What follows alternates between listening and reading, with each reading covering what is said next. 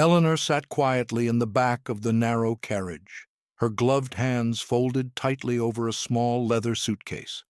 The road twisted endlessly up the mountain, each turn swallowed by thick white fog. The driver, an older man with a gray scarf covering half his face, hadn't spoken since they left the last village at dawn. The only sounds were the occasional scrape of the wheels on loose stones and the faint groan of the horses. When the carriage finally stopped, Eleanor felt her stomach tighten. The sanatorium stood ahead, a towering stone structure with narrow windows and a steep slate roof that disappeared into the mist above. Ivy crawled across its walls like dark veins. The iron gate opened with a slow, grinding cry as the driver climbed down and motioned for her to follow. Eleanor stepped onto the cold, wet ground, her boots sinking slightly into the mud. A tall man in a black wool coat waited by the entrance. His face was thin and pale, his eyes sharp and watchful. He didn't smile or greet her. Instead, he looked her up and down, as if measuring a package rather than receiving a guest. Behind him, the heavy wooden doors loomed, partly ajar, showing only a thin sliver of the dark corridor inside. "Miss Eleanor," the man said finally, his voice low and empty, "welcome to Halden Sanatorium. I trust your uncle explained the arrangement." Eleanor lowered her eyes, nodding once. The weight of her uncle's letter still pressed on her mind. A promise of work, of safety after her parents' sudden death. But there had been something cold in his words, something final. The man turned without waiting for a reply and began walking toward the doors. Eleanor followed, clutching her suitcase against her chest. Inside, the corridor was dim, the walls lined with old portraits of unsmiling men and women. The air smelled of damp wood and something sharp, medicinal. A single oil lamp flickered weakly, throwing long shadows that seemed to stretch toward her as she walked. Her guide's footsteps echoed heavily. Eleanor tried to keep her breathing steady, but her throat felt tight. Every movement, every creak of the floorboards seemed to remind her that she was far from home and utterly alone. They stopped at a small wooden door at the end of the hall. The man placed a cold, bony hand on the handle and paused, turning his head slightly toward her. "You will follow the rules," he said. "You will not leave your room at night. You will not enter the West Wing. You will speak only when spoken to." Eleanor felt her pulse quicken. She nodded again, afraid that any sound might break something fragile inside her. The man opened the door and gestured her inside. The room was small and spare, a narrow bed with a gray blanket, a chipped wash basin, and a single barred window that showed only white fog outside. Eleanor stepped in slowly, setting her suitcase by the bed. The man remained in the doorway, studying her for another long, silent moment before he finally closed the door. The heavy latch clicked into place, echoing like a final verdict in the narrow room. Eleanor stood motionless for a long time, her fingers resting lightly on the cold metal handle of her suitcase. In the suffocating quiet, she felt a faint tremor in her knees. Outside, somewhere in the fog, a low wind howled against the stone walls, and she knew, without understanding why, that she had just crossed a threshold she could never step back over. The morning bell rang somewhere deep in the sanatorium, a thin metallic clang that echoed through the cold halls. Eleanor opened her eyes to the gray light leaking in through the barred window. Her body felt heavy, her sleep shallow and restless, haunted by images she couldn't remember clearly. A sharp knock rattled the door. Before she could answer, it swung open, and the same tall man from the night before stepped inside. His dark coat looked almost too stiff to bend at the elbows, and his eyes scanned her like he expected her to have already done something wrong. "You will come," he said, his voice flat and final. Eleanor rose quickly, smoothing her skirt with trembling hands. She grabbed her small comb from the suitcase, but he turned sharply toward the corridor, forcing her to hurry after him. They walked in silence. The hallway felt even darker during the day than at night, the portraits now showing their cracked surfaces and eyes that seemed to follow her movements. The oil lamps along the walls struggled against the morning mist seeping through every crack. Eleanor fought the urge to wrap her arms around herself. At the end of the hall, he stopped at a large wooden door and pushed it open. Inside, a wide room revealed rows of empty chairs, a long table against one wall with a basin and a stack of folded gray garments. A small, shivering woman stood beside the table, her thin hands twisting in front of her. Her hair was pinned back tightly, and her uniform looked slightly too large for her narrow shoulders. "This is Marta," the man announced without turning. "She is responsible for your basic discipline. You will assist her and obey her instructions." Eleanor nodded, glancing at Marta's pale face. Marta's eyes flickered up to meet hers for a second, then fell immediately to the floor. There was no welcome in them, only a frightened resignation. The man took a step forward, his presence blocking the doorway like a wall. "There are 3 rules," he said, enunciating each word. "You do not leave your room after nightfall. You do not enter the West Wing. You do not speak unless spoken to. Failure to follow these rules will result in punishment." His tone suggested that punishment was not a theoretical threat, but a certainty, something already prepared and waiting. Eleanor felt her mouth go dry, her fingers curling slightly at her sides. "Do you understand?" he asked. She forced herself to meet his eyes for the first time, a thin thread of defiance tightening in her chest despite her fear. "Yes," she whispered. He waited another moment as if measuring her response, then turned abruptly and disappeared down the hallway without another word. Silence closed in behind him like a heavy door. Marta finally moved, reaching shakily for the stack of clothes. "Here," she said, her voice a thin, papery sound. "Change into these before breakfast. I will wait outside." Eleanor took the garments, her hands brushing against Marta's cold fingers. For a moment she considered asking Marta about the rules, about the West Wing, but something in the woman's hunched posture stopped her. She realized that in this place, even simple questions were dangerous. As Marta stepped out and the door closed softly, Eleanor looked down at the gray uniform in her arms. In that moment, the sanatorium didn't feel like a place to recover or work. It felt like a trap that had already started to close around her, one silent order at a time. Eleanor stepped carefully into the narrow dining hall, her new gray uniform stiff and scratchy against her skin. The rough fabric felt like a constant reminder of her sudden loss of identity, each seam pressing into her as though marking her as property. Marta walked a few steps ahead, her thin shoulders drawn in as if expecting to be struck. The hall was dim, lit by only 2 oil lamps that cast an uneven glow along the walls. A few women sat scattered along the long wooden tables, each in the same dull gray uniform, their heads bowed over thin bowls of broth. The silence was heavy, broken only by the quiet clink of spoons and the faint creak of the floorboards as Eleanor stepped forward. At the far end of the hall, a large woman in a stained apron moved slowly between the tables. Her face was wide and blank, her eyes dull as she carried a heavy pot, ladling the thin broth into bowls without meeting anyone's gaze. Her movements were mechanical, as if she had been performing the same task for decades without thought. Marta led Eleanor to an empty seat near the wall and gestured for her to sit.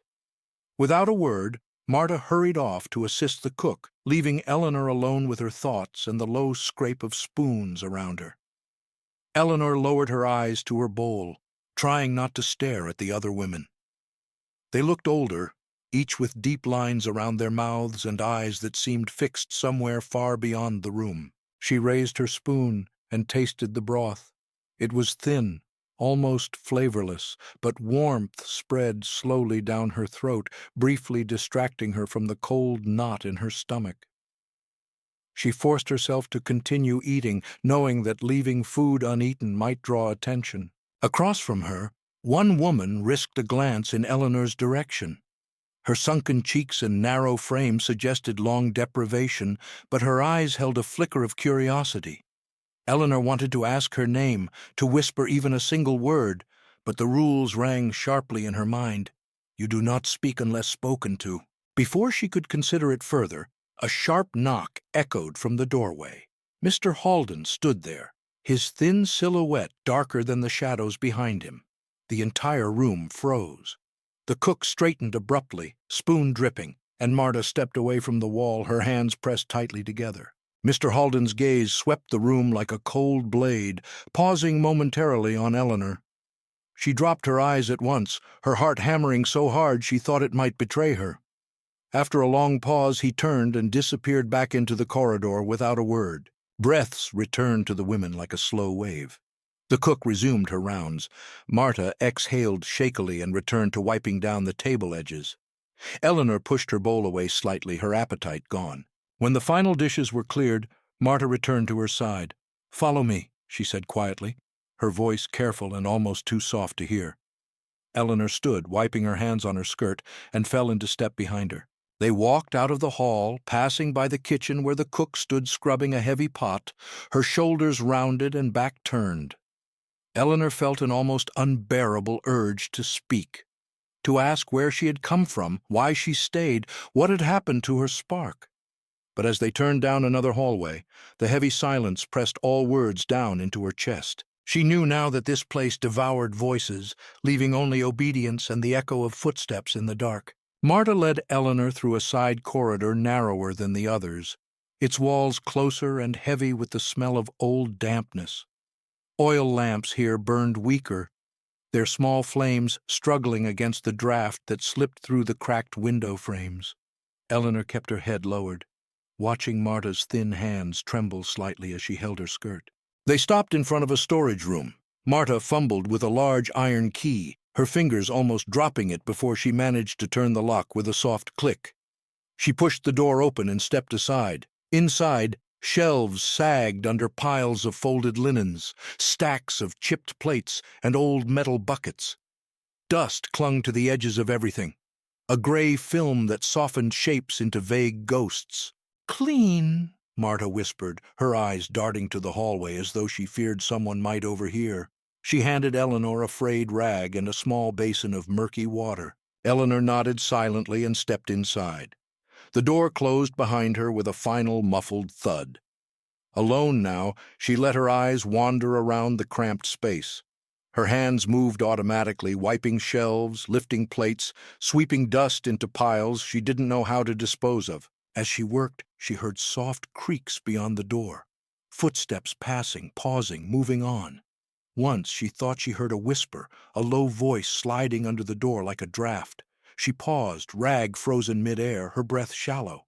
But when she pressed her ear closer, there was only silence. Hours passed in that small room. The water in her basin turned black, her sleeves soaked and heavy.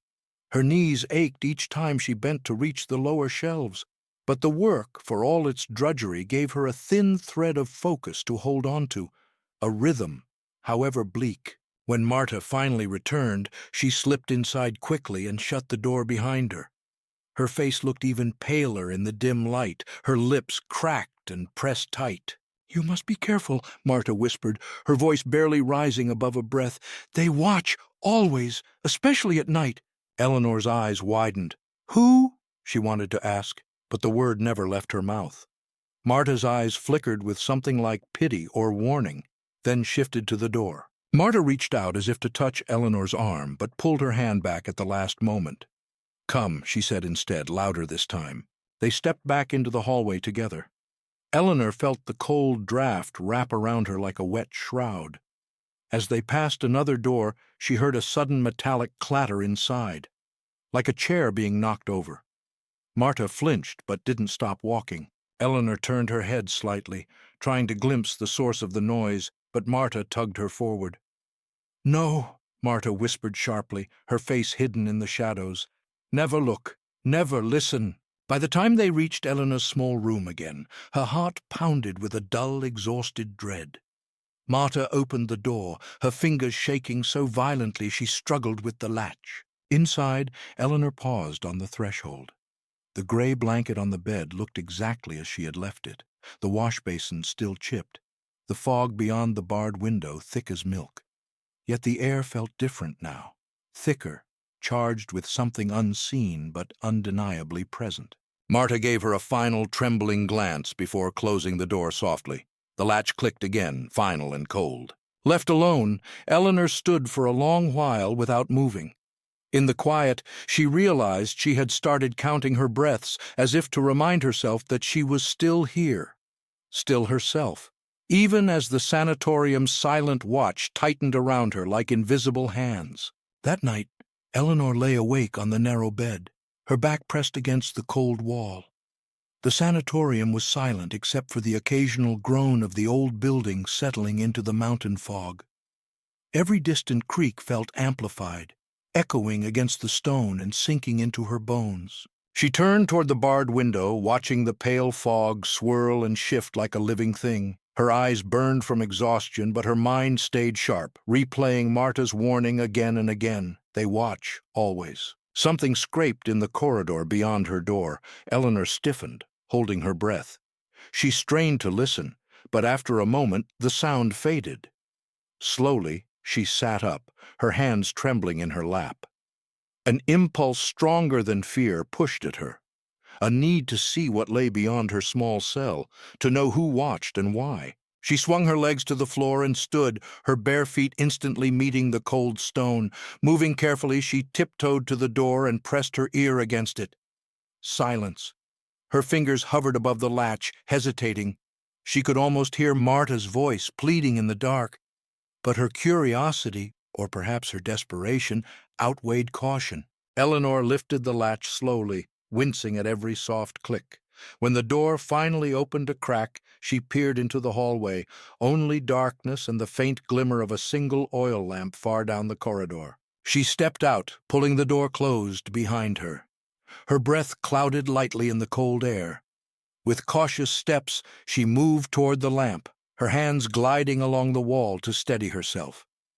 The portraits seemed even more sinister at night, their painted eyes alive in the shifting shadows. Halfway down the hall, Eleanor noticed a small metal tray left on a wooden stool. As she passed, her elbow brushed it. The tray crashed to the ground, the clatter echoing down the hallway like a gunshot. She froze, her entire body rigid, her heart hammering so loudly it felt as if it might tear through her chest. For a moment the silence returned, then heavy footsteps erupted from the far end of the corridor. A dark figure emerged from the shadows, Mr. Halden. His tall frame seemed to swell with rage, his coat flaring around him like a dark wing. He closed the distance between them with terrifying speed. Eleanor stumbled backward, pressing herself against the wall. Mr. Halden stopped inches from her face. His hand shot out and grabbed her wrist in an iron grip. He leaned closer, his breath cold and sharp against her cheek. "You were told," he hissed. "You do not leave your room at night." His other hand clamped around her shoulder, forcing her to her knees. Eleanor gasped, tears welling in her eyes as she tried to pull free. But his hold was unyielding. "You will learn," he said, his voice low and deadly calm, "or you will not remain at all." He dragged her back down the hall, ignoring her muffled cries. When they reached her room, he shoved her inside so forcefully that she fell to the floor, her palms scraping against the rough stone. The door slammed shut behind her, the latch snapping into place with a finality that echoed in her skull. She lay on the floor, sobbing softly into her sleeves, every part of her body throbbing from the rough handling. In the dark, Eleanor felt the last fragile layer of safety peel away. The sanatorium no longer felt merely oppressive. It felt alive, watching, waiting to break her spirit one silent command at a time. Morning came as a dull, colorless light pressing through the barred window, but Eleanor did not move from the floor. Her body felt heavy, her wrists sore where Mr. Halden had gripped her. The gray uniform stuck to her skin, damp from cold sweat and tears. When the latch finally clicked, she flinched, instinctively curling into herself. Marta stepped inside, her face pale and drawn tighter than ever. She paused at the sight of Eleanor on the ground, her thin lips parting slightly, as if to speak. But she said nothing. Instead, Marta knelt beside her and placed a small bowl of water and a piece of coarse bread on the floor. Eleanor's eyes flickered to the bowl, but her limbs refused to move. Marta hesitated, then gently nudged the bread closer. "You must eat," she whispered. Her voice trembled like a candle flame. Eleanor swallowed hard, forcing herself to sit up. Her fingers fumbled around the bread as though she had forgotten how to use them. She took a small bite, each chew a struggle against nausea. Marta watched in silence, her own hands twisting into knots at her apron. "Why?"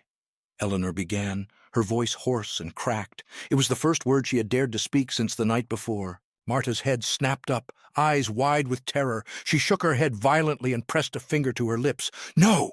she hissed, glancing over her shoulder toward the open door. "No questions, never questions." Eleanor stared at her, the question burning in her throat. She wanted to ask about the West Wing, about the other girls, about what truly happened behind these walls, but the look in Marta's eyes cut through her, a look that said even curiosity was punishable. Marta stood abruptly and moved to the door. Before she stepped out, she paused and looked back. Her expression softened for a fleeting second, sorrow and fear tangled together in her gaze. Then she slipped out, closing the door softly behind her. Eleanor sat in the silence, the lump of bread cold and half-eaten in her hand. She turned to the small wash basin, staring at her reflection in the murky water. Her face looked thinner already, her eyes hollow and shadowed. Hours crawled by. Outside her window, the fog pressed close, turning the world beyond into a blank, suffocating void.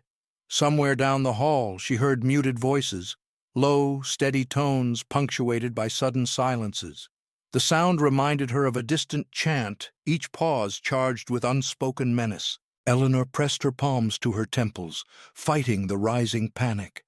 She thought of her uncle's letter again, how it had promised her a safe place to recover and learn a proper future. The words felt poisonous now, a quiet betrayal she could no longer ignore. As the light began to fade, the cold returned in waves through the thin walls. Eleanor curled up on the bed, drawing the rough gray blanket around her shoulders. She pressed her face into the fabric, trying to smother the sob that rose up from her chest. In that moment, a new certainty settled over her like frost. There would be no kindness here, no escape through words or questions, only obedience or punishment. But even as she shivered in the dark, a small ember of defiance flickered somewhere deep inside her, too faint to warm her, but impossible to fully extinguish. The next morning, Eleanor awoke before the bell, her eyes gritty and swollen. She lay still, listening to the faint creaks and distant footsteps in the hallway. Each sound felt sharper now, carrying the weight of hidden movements and silent watchers. When Marta arrived, she did not speak. She handed Eleanor a fresh basin of water and a small towel, her face a pale mask. Eleanor washed quickly, the icy water biting her skin. Marta waited, hands clasped, eyes flicking nervously to the door every few seconds. Once finished, Eleanor followed her down the hallway. They moved past the dining hall and toward a small storage corridor Eleanor hadn't noticed before. The air grew colder and smelled faintly of mildew and iron. At the end of the corridor stood a heavy wooden door, darker than the others. Its iron handle was worn smooth, as if from countless fearful hands. Marta stopped abruptly, pressing her back to the wall. "You must clean here today," she whispered without looking at Eleanor. Her voice sounded strangled, each word pushed out like a confession. Eleanor glanced at the door, then back at Marta. "What is this room?" she dared to ask, her voice almost too soft to hear. Marta's eyes widened in horror. She shook her head violently, her breath catching in her throat. "No questions," she mouthed, stepping backward. Then she turned and hurried away, her footsteps echoing like gunshots in the narrow hall. Eleanor turned back to the door. Slowly, she reached out and pushed it open. The hinges shrieked, the sound scraping deep into her spine. Inside, the room was dim, lit only by a single oil lamp that cast long, trembling shadows across the walls. Old bed frames leaned against one side, rusted and stripped of any bedding. In the corner, a pile of broken chairs and splintered wooden crates lay stacked haphazardly. Against the far wall stood a tall cabinet, its doors ajar. Eleanor stepped closer, her heart hammering. Inside, she saw neatly stacked ledgers, thick books with frayed edges and cracked spines. She reached out, her fingers hovering above the top ledger. For a moment she hesitated, then slid it free and opened it. The pages were filled with cramped handwriting, rows of names, dates, and cryptic notes. As she flipped through, one detail struck her over and over. Every name was female. Each entry ended abruptly with a single word. Transferred. Her breath caught in her throat.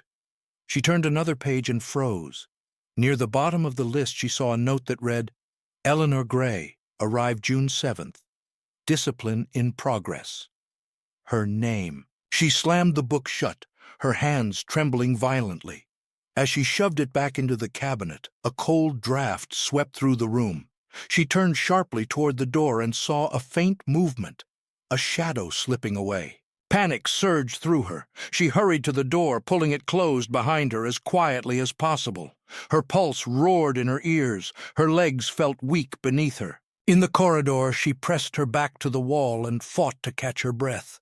The hallway seemed to stretch endlessly now, each flickering lamp casting menacing shapes that twisted and merged into the dark. She knew without any doubt that she had seen something she was never meant to find, and she knew someone else knew it too. Eleanor pushed herself off the wall and stumbled back toward her room, her mind a cyclone of fear and questions she could no longer ask. Inside her small cell, she sank to the floor and pulled her knees to her chest, rocking slowly. Outside the barred window, the fog swirled closer than ever, pressing against the glass as if trying to seep inside. In that choking quiet, Eleanor realized that her time to stay silent was shrinking. The sanatorium had marked her, and now it would come for her in ways she could not yet imagine. That night, Eleanor barely slept. Each sound outside her door, each soft footstep, each creak of the boards, made her jolt awake, heart hammering against her ribs. Her mind replayed the ledger over and over, transferred. The word rang like a final bell toll, echoing in the hollow of her chest. Just before dawn, she heard Marta's careful knock. When the door opened, Marta stepped inside quickly, closing it behind her. Her face was even paler than usual, her eyes darting around the small room as though expecting shadows to lunge from the corners. Marta set down a small cup of water and a crust of bread. She crouched low, bringing her face close to Eleanor's. For the first time, Eleanor saw real panic behind those tired eyes. "You must not go to that room again," Marta hissed, her voice shaking. "They know. He knows." Eleanor opened her mouth, but no sound came out. Her throat felt raw, her tongue heavy as stone. Marta grabbed Eleanor's wrist, her fingers ice cold. "If you do not obey, he will break you." Her grip tightened, each word forced through clenched teeth. Before Eleanor could respond, the door burst open. Mr. Halden filled the doorway, his black coat cutting through the dim room like a blade. His gaze locked onto Marta, then slid slowly to Eleanor, heavy and cold as iron chains. Marta stumbled back, dropping Eleanor's hand, her lips parted in a silent gasp. Mr. Halden stepped inside, his boots thudding against the floor in measured, deliberate steps. He reached out and seized Marta by the arm, jerking her forward. "You overstep," he said, his voice so low that Eleanor felt it more than heard it. Marta's head hung down, her shoulders trembling. Without another word, Mr. Halden dragged her into the hallway. Eleanor remained frozen on the floor, every muscle locked in place, as the echo of their retreating footsteps rang through the corridor. Moments later, a door slammed somewhere distant, followed by a long, thin wail. Marta's voice, muffled and quickly cut short. Eleanor pressed her hands over her ears, rocking back and forth, her breath coming in short, sharp bursts. She stayed like that for what felt like hours, unable to move. When she finally rose, she moved to the window and pressed her forehead against the cold bars. The fog beyond seemed to press closer, thick and suffocating, as if it wanted to swallow the sanatorium whole. Suddenly, Eleanor heard a shuffle outside her door. She spun around just as a folded piece of paper slid beneath the door. Her heart leapt into her throat. She darted forward and snatched it up with shaking hands. Unfolding it carefully, she read the scrawled words, "Watch the West Wing tonight, trust no one." Her fingers tightened around the paper, crumpling it slightly. She stared at the door, at the faint outline of the latch, at the silent walls that seemed to listen. In that moment, Eleanor felt the last fragile layer of her caution crack. She knew she had crossed a point of no return. The sanatorium had begun to close its jaws around her, but something inside her had shifted, a pulse of defiance awakening under her terror. She slipped the note beneath her mattress, forcing her breath to slow. Tonight she would watch. Tonight she would risk everything to understand what was really happening before it swallowed her completely. The hours dragged by, each one stretching into an eternity as Eleanor waited. She forced herself to go through the motions of the day, moving like a ghost through the corridors, washing linens with numb hands, eyes downcast. Marta did not appear again. No one spoke her name. The absence hung over the sanatorium like a low black cloud. When evening came, Eleanor returned to her room, her entire body taut with dread and anticipation. She ate the thin soup left for her without tasting it, each spoonful sinking into the pit of her stomach like stones. As night fell, she listened for the usual sounds, the shuffle of feet, the echo of distant doors. But tonight felt different. The silence seemed to pulse, thick and alive, as if the building itself were holding its breath. She stood and moved to the door, pressing her ear against the cold wood. For a long moment there was nothing. Then, faintly, she heard footsteps. Careful, deliberate. She slipped the latch open and inched the door forward just enough to peer into the corridor. A single lantern flickered at the far end, casting a wavering glow that barely reached her feet. She saw a dark figure move silently toward the west wing, tall, shoulders squared, coat flowing behind him like a shadow. Mr. Holden. Behind him, two other figures followed, heads bent low. From this distance, she couldn't see their faces. She stepped into the hall, heart thudding so violently she felt it echo in her skull. She kept to the wall, moving one careful step at a time, her breath shallow and controlled. She followed them, her bare feet silent on the cold stone. As they neared the heavy double doors of the west wing, she pressed herself into a recess in the wall, hidden in a deep shadow. Mr. Holden turned, his face partially lit by the lantern. His eyes scanned the hallway, lingering on the darkness for a moment that felt endless. Eleanor pressed her nails into her palm, forcing herself not to move, not to breathe. Finally, he turned away and pushed the doors open. The hinges let out a long, slow groan. The two figures disappeared inside behind him, and the doors closed again with a heavy finality. Eleanor waited. Her muscles screamed, her chest burned, but she remained still until she was certain no one else would come. Then, slowly, she crept forward, her fingers brushing lightly along the wall for balance.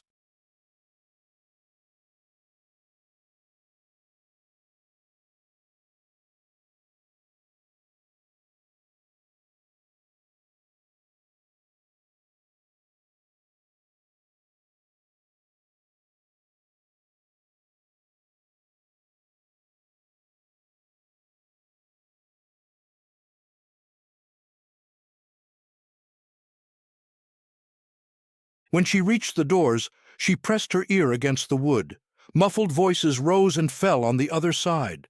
A sudden sharp cry cut through the air, high and desperate, then abruptly silenced.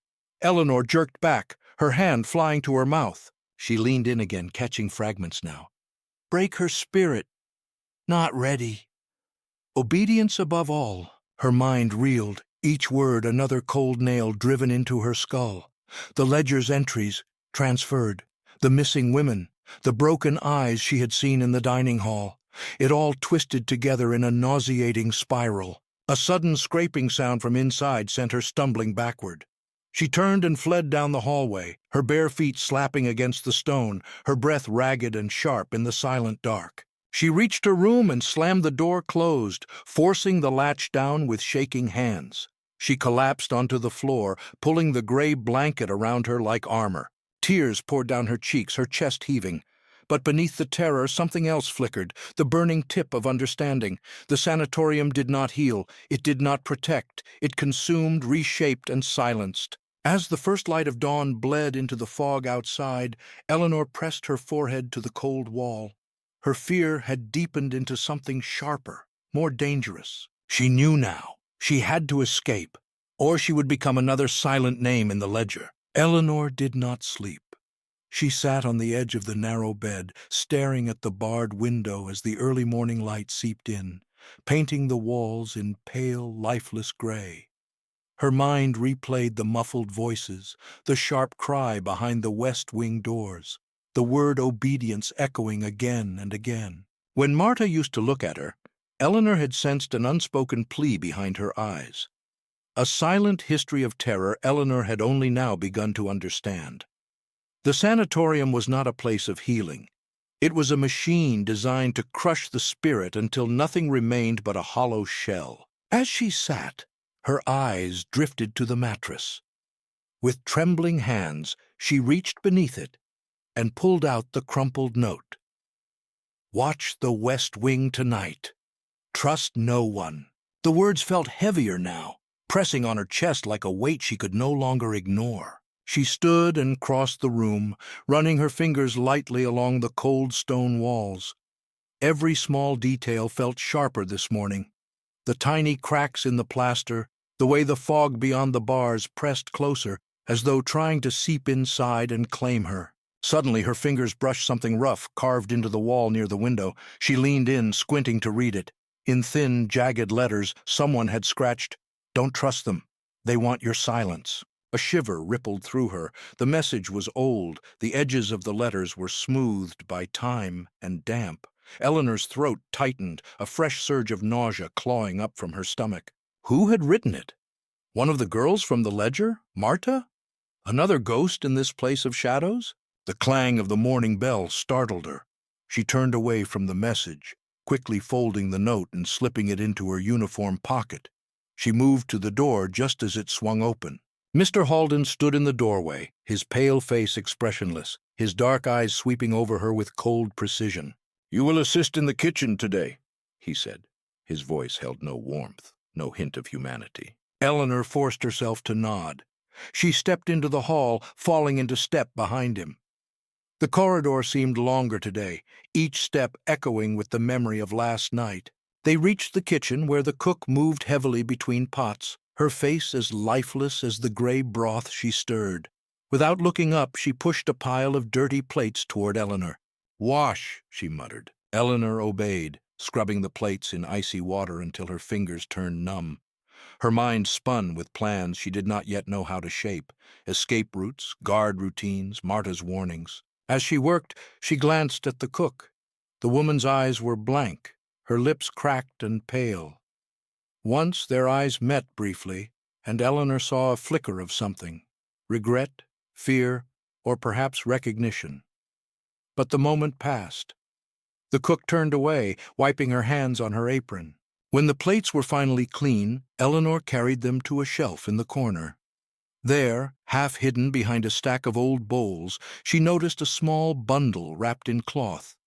Her heart pounded as she reached for it, slipping it quickly into her pocket before anyone could see. She finished her tasks in silence.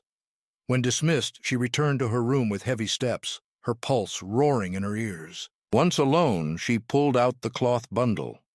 Inside was a tiny iron key, old, darkened from years of handling. She turned it over in her trembling hands, her breath catching. She knew without question this was a key to something beyond her narrow world, a chance, however slim, at freedom. As evening crept in and the lamps began to flicker to life in the hallways, Eleanor sat by the window, the key hidden in her fist, and felt the first fragile shape of hope ignite in the darkness. Eleanor sat frozen by the window, the small iron key digging into her palm. Outside, the fog pressed so close to the glass it looked like a solid wall, erasing the world beyond. Her breath shivered against the bars as she listened to the low hum of footsteps drifting through the corridors. She clutched the key tighter, turning it over and over, each sharp edge carving new paths into her skin. It felt impossibly heavy, not just a piece of metal, but a fragment of someone else's desperate hope passed on to her. A sudden knock at the door made her jolt upright. She shoved the key into her pocket and stood, her heart rattling so hard it felt like it might crack her ribs. The door opened slowly, and to her shock, Marta slipped inside. Her face was pale, her hair disheveled, and her eyes wide with a panic Eleanor had never seen before. She closed the door behind her and pressed her back against it as though she were holding back a flood. "You have the key," Marta whispered, her voice hoarse and urgent. Eleanor hesitated, then nodded slowly. Marta's eyes flickered with something: relief, or perhaps the final acceptance of an inevitable end. "They will move you soon," Marta said, her words tumbling out in a low rush. You will be transferred, like the others. But it is not a transfer, it is the breaking room. They do not leave it whole. Eleanor's throat tightened. The ledger's cold inked word, transferred, echoed in her skull. She felt the ground shift beneath her feet. You must go tonight, Marta continued, stepping forward. Her hands trembled as she reached for Eleanor's shoulders. Use the key. There is a gate in the cellar, old, forgotten. You can reach it through the West Wing storage passage. Eleanor's mind reeled. Her thoughts slammed into each other, scattering into fragments. But Marta's grip on her shoulders anchored her. "Why are you helping me?" Eleanor asked, her voice so thin it felt like it might vanish in the air. Marta's eyes welled, her lips trembling. "Because once I tried to run too," she breathed. "But I failed, and they kept me here, made me watch. I cannot bear to watch again." A single tear slipped down Marta's cheek. She let go of Eleanor's shoulders and stepped back, her arms dropping to her sides like empty weights. "You have until dawn," she said. "After that, there will be no chance." Eleanor nodded, her body moving before her mind could catch up. Marta reached for the door, pausing one last time to look at her. "Trust no one," she whispered, "not even those who seem kind." Then she slipped out into the hall, closing the door softly behind her. The latch clicked, echoing in the small room like a final warning. Eleanor stood alone, her breath shallow, the key burning in her pocket. She could almost hear the walls breathing around her, pressing closer, listening. She turned to the window. The fog writhed and curled outside like a living thing, waiting. She pressed her forehead to the cold glass, closing her eyes. "Tonight," the word repeated in her mind like a drumbeat, stronger and stronger until it drowned out the terror. Tonight, she would decide whether to live or to vanish into the ledger's ink forever. The hours crawled forward, each one scraping across Eleanor's nerves like a blade. She sat on the edge of her bed, her legs bouncing with restless tremors she could not control. The iron key felt like a heartbeat in her pocket, hot and alive, pulsing with silent urgency. Outside her door, the corridor had settled into an unnatural hush. The usual shuffling footsteps and clatter of pails had vanished, replaced by a deeper, more watchful silence. She imagined eyes behind every crack, every darkened corner, waiting for her to move. As midnight neared, Eleanor stood and gathered what little she had. The crumpled note, the key, a small cloth she wrapped around her hand to muffle sounds. She pressed her ear to the door. Nothing. The quiet was so complete it roared in her head. Slowly, she lifted the latch and slipped into the hall. The oil lamps burned low, their flames weak and guttering, casting broken shadows that bent and crawled across the walls. Eleanor crept forward, each step measured and silent. She reached the West Wing doors and paused. The heavy wood loomed above her, the iron handles cold and slick when she grasped them. She pulled gently, the hinges groaning like an old animal waking. She slipped through and pressed the door shut behind her. Inside, the air felt colder, thicker. Dust swirled in the weak lamplight, and the long corridor beyond stretched into darkness. Eleanor moved quickly now, driven by a terror so sharp it felt almost electric in her veins. She followed Marta's whispered instructions in her mind, past the linen storage, past the old treatment room with its rusted bed frames and leather straps, to the narrow passage that curved downward. At the end of the passage, a small door sat crooked in its frame, half swallowed by creeping mold. Her hands shook as she pulled out the key. For a breathless second she feared it wouldn't fit, that this had all been a lie, a cruel trick. But then, with a soft click, the lock turned. She pushed the door open into a cramped stone cellar. The air smelled of earth and stagnant water. Wooden crates lay scattered around, some collapsed into themselves. Across the room, she saw it. An old iron gate, half hidden behind a broken shelving unit. Her pulse surged. She stumbled forward, her fingers closing around the cold bars. She felt along the side, searching for another lock, another obstacle. Her hands found a bolt, rusted but still movable. She pushed, gritting her teeth as flakes of rust bit into her palms. The bolt gave way with a harsh crack. Eleanor sucked in a breath, her entire body shaking. She pulled the gate open just wide enough to slip through. Beyond it, a narrow stone path disappeared into the darkness beneath the sanatorium. She stepped forward, each movement echoing in the low tunnel. The air turned damp and heavy, wrapping around her like a wet shroud. Her eyes adjusted slowly, shapes shifting in the dark as she felt her way along the rough walls. She did not know how long she crept, how many corners she passed, only that each step brought her farther from the silent, watching halls above. When she finally paused, she turned and looked back at the thin beam of moonlight that barely reached the tunnel entrance. Her breath came in ragged gasps. In that moment, she realized she had crossed a line that could not be undone. There was no return to her small gray room, no return to the quiet routine of obedience and punishment. Ahead, the tunnel sloped upward slightly, carrying with it the scent of wet leaves and soil, the promise of the outside world. Eleanor pressed her hand to her chest, feeling the frantic thud beneath her fingers. With the last flicker of courage, she forced herself forward, deeper into the unknown, guided only by the fragile ember of freedom burning inside her. Eleanor stumbled forward, the rough tunnel floor tearing at her bare feet. Her breathing was ragged, each inhale slicing her throat. She could taste the damp stone and the old earth, each breath a reminder of how close she was to the surface and to the unknown freedom beyond it. She pressed on, one hand scraping the wall for balance, the other clutching the iron key as if it were a lifeline. The tunnel began to widen, the ceiling arching slightly higher. A faint draft brushed her face, carrying with it the scent of pine and wet moss. Suddenly a dim light appeared ahead, pale, flickering as though someone had left a lantern burning in the open. Eleanor's pulse surged with hope, but fear curled immediately around it like a fist. She inched closer. The light revealed a wooden door set into a moss-covered stone wall, partially ajar. Beyond it she could see the outline of tree trunks and the ghostly shimmer of fog rolling between them. The forest. She stepped forward, but as she reached for the door, a noise behind her froze her blood. Heavy, hurried footsteps pounded down the tunnel, echoing off the walls in waves. Eleanor spun around, her eyes wide, heart battering her ribs. Mr. Halden's figure emerged from the shadows, his coat flaring like black wings. His face was pale with fury, eyes gleaming in the lantern light. He raised one hand, a dark shape glinting. A heavy iron rod. Eleanor backed against the doorframe, her fingers scrabbling against the damp wood. Mr. Halden advanced slowly, his breath deep and steady. "You think you can leave?" he hissed, voice echoing and filling the narrow space.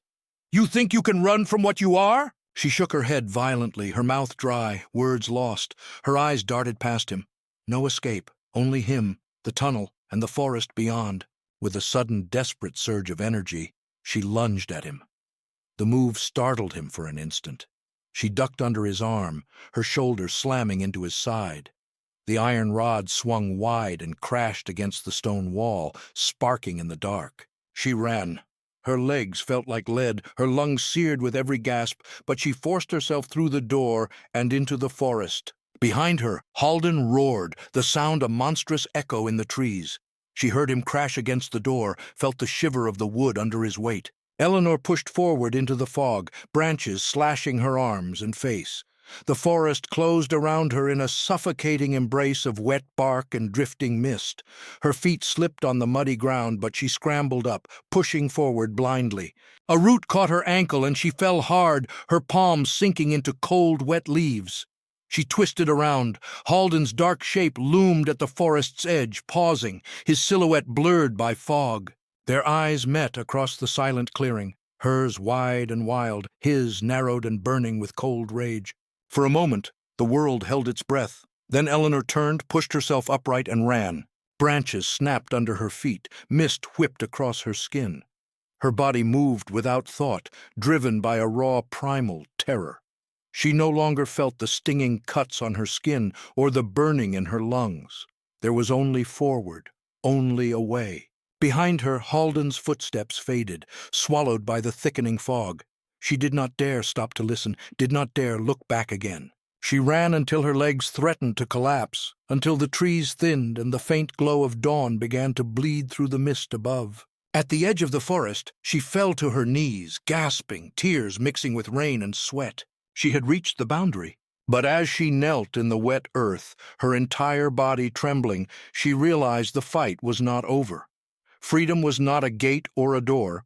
It was a choice she would have to make again and again with every breath beyond these mountains. Eleanor collapsed against the gnarled trunk of an ancient pine, her chest heaving as if each breath might be her last. The mist around her curled and shifted, hiding the forest in a soft, ghostly veil. Drops of cold dew slid down her neck, soaking into her torn uniform. She strained her ears for any sound of pursuit, but all she heard was the whisper of wind through the branches and the distant call of an unseen bird. Slowly, her fingers loosened their grip on the iron key. It slipped from her hand into the wet earth. A wave of nausea rose in her throat as she realized what she had left behind and what had almost claimed her.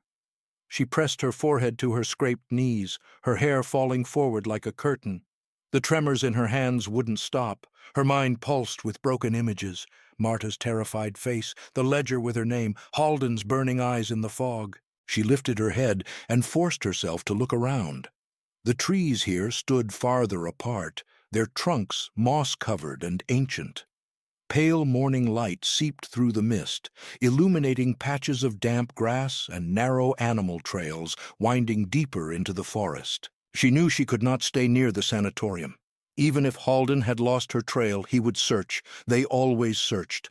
The thought of being dragged back, of cold hands gripping her shoulders, almost made her retch. With a sudden surge of will, she pushed herself to her feet. Each movement felt raw, her body a patchwork of pain and exhaustion. She stumbled forward, one shaky step at a time, deeper into the unknown. After what felt like hours, she found a narrow stream cutting through a shallow gully.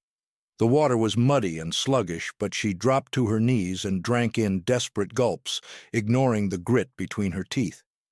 She splashed handfuls of water over her face and neck, washing away the taste of blood and salt. She leaned back on her heels, breathing heavily. The fog was beginning to thin, revealing faint shapes of distant slopes and rocky outcrops. Somewhere beyond those hills might be a road, a village, another soul, someone who might help her. A sudden rustling in the underbrush made her whip around, heart crashing in her chest. But it was only a hare, its pale fur flashing as it darted away into the undergrowth. Eleanor let out a shaky breath, her muscles loosening by inches. She rose again, her legs trembling beneath her. Every step now felt like a fragile victory, a small act of defiance against the echoing commands that still rattled in her mind. Do not speak. Do not wander. Obey. The deeper she moved into the forest, the more the sanatorium began to feel like a distant nightmare, though she knew its shadow would follow her always. Finally, as the first true warmth of dawn touched her bruised skin, Eleanor paused on a ridge and looked back. The forest behind her was shrouded in pale mist, no sign of Halden or the walls that had caged her spirit. She closed her eyes and listened to the wind moving through the pines, a sound that felt like a language she had once known but forgotten. For the first time in what felt like years, she let herself believe.